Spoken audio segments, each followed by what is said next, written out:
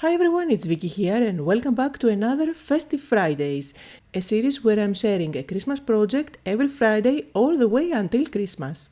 So for today I'm going for a tag and I'm going to use the Christmas greetings, one of my favorites from their Christmas collections for sure. And you can see really quickly as I browse through the papers to get an idea of what is included. The tag that I'm going to create today is going to be a nice and sturdy one that can be used either as a gift tag to give it along with a gift, or you can definitely hang it on a tree as an ornament. And when I am creating a dimensional project, not a card or an art journal, I always like to bring in some of those wooden shapes. These do give some dimension on your project, and I'm in love with this angel, so that's the focal point that I'm going with today. I will be working on this tag, which is made out of cardboard, and let's start playing with the background first. So for that I'm going to bring in a couple of dye inks. These are both from previous collections of my Stamperia dye inks, so I'm going with Cerulean blue that I'm applying with a brush, and I will introduce a little bit of coffee. Now I'm going for a kind of vintage looking project today, that's why I will introduce the brown as well. The tag surface that I'm working on is kind of slick, it's not super absorbent, that's why I can do that with my ink and it's not going to be absorbed, and I can blend it out if I want to. So I have lighter and darker areas. However, the surface, just because has that coating on top, it doesn't absorb at all the ink and it's not going to dry super quickly. That's why I'm going to use my heat gun to make sure that everything is nice and dry before I move on to the next step. With my blending brush I will be introducing a little bit of that brown, and the moment you apply the brown, the coffee brown on top of your project, it instantly, magically turns into a vintage looking one. I absolutely love the coffee dye ink pad. And since I love splatters, let's add a little bit of ink on my glass mat. I'm going to spray some water and then add some splatters on top of my project. And I did use my heat gun to make sure those splatters are completely dry before I move on to the next step, which is some stenciling. So I have this gorgeous stencil, and as always you will find linked everything I'm using down below the description area. And now I'm going to do some heat embossing. I am going to use my embossing ink pad through that stencil. So I'm adding that embossing ink randomly in different areas of my tag. And although this is transparent and it doesn't show, if you tilt the tag to catch the light, you will see exactly where your ink is.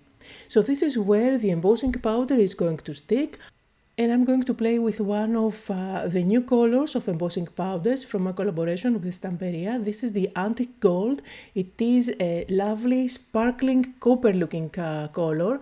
So I will apply it on my background, and since this is a background, it doesn't have to be perfect. That's why I didn't apply the stencil all over the place. I wanted to have different areas with blank space. And always remember, if you have some embossing powder that has fallen in areas that you don't want it to be, just use a brush and wipe off the embossing powder before you heat set it. Embossing is and always has been one of my favorite techniques. It is a technique that got me into crafting. Once I first saw embossing, heat embossing, I felt that it was magical. I absolutely love the effect that it gives and the dimension that you get on the background. And I love that the glitter and the shine is set on the tag, so it's not going to go all over the place when you handle the project. Now let's bring in those wooden shapes that I absolutely love. I decided to go with the angel as my focal point, and I'm also going to use a couple of those square frames, and this is actually the part where it takes me the most, how to put together the composition. I like to take my time to audition different elements on top of my card before I stick them down, and then once I'm happy and find that the composition is quite balanced, then I go ahead and stick them down. So I'm going to use those squares, but I don't like that they are empty at the back. That's why I'm going to use some pattern paper from the same collection. This way it is guaranteed that all the colors are going to match lovely together. And I'm trying to find patterns that are giving some interest on my background, but at the same time they are not very busy. I don't want the backgrounds to compete with the colors of my angel, since the angel is going to be the focal point and on top of those squares. And while I'm cutting out my squares, I make sure that I don't ruin any beautiful focal points from those pattern papers, because I may want to use them on another project.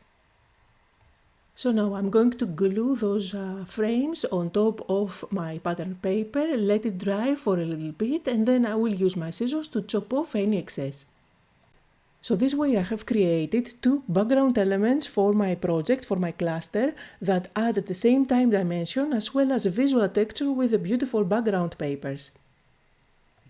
You can definitely use glue to stick them down. I decided to go with a heat gun just because it is super easy to do that. And then on top of that I'm going to stick my angel again by using my heat gun, and it's going to be nice and leveled with lots of dimension. And here is a little bit of my thought process. I thought I wanted to use this tag and a wooden flower, but they seem very small for the composition. That's why I'm going to switch to paper, because in the pattern paper there is a similar tag which is wider, and I'm going to fuzzy cut that, really easy to cut out. And I'm going to also get a flower, fuzzy cut a flower, which is quite bigger than the ones available in the wooden shapes. So with a finger dabber I'm going to ink up the edges. This is going to bring in a little bit of that coffee into my paper elements, and it's going to match nicely with the coffee that I have on the background. At the same time, when you ink up the edges, you always disguise any imperfections while you did your fuzzy cutting. I am adding a dot of glue at the back of my flower, and I manipulate the petals with my finger so that it looks kind of dimensional. And I'm going to stick it down so that it adds something interesting on the bottom part where it was quite empty. And on top I'm going to add my banner sentiment. And now this is where you have the main composition ready, and all you need to do is to add extra elements to make it look fuller and more interesting. So I will start building up a little details here and there. So here you see I am using actually that wooden flower that seemed very small in the beginning. However, I do have the other one underneath to make it look fuller. And while I was fuzzy cutting the flower from the paper element, I did cut out those leaves as well, which I am trying to decide where I want them to go, and once I'm happy I'm going to stick them down. Always keep in mind, leaves and branches are the perfect element to add here and there to make your composition fuller without making it too busy. So here is how it looks at the moment, and you can definitely stop here, but when I am creating three-dimensional projects, just because I can play with dimension, I can never stop. Usually I do cards and art journals which are relatively flat, so when I go dimensional, like with this tag for example, I really want to have fun and add as much as I can. So here I'm bringing in the decorative chips, and you can just press and pop them out. However, just because this design of the leaves is very delicate, I just make sure before I pop them out that I cut out those tags that is holding it together, so that I don't make a mess of the beautiful design. Now, of course, you can use your scissors to cut it to smaller pieces so that you can use it in many areas. And then just use your glue and stick it down.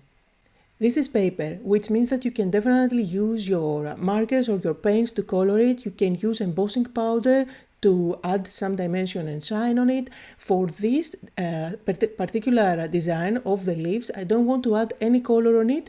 I like the neutral color so that it adds fullness to my project, but at the same time it doesn't make it look busy.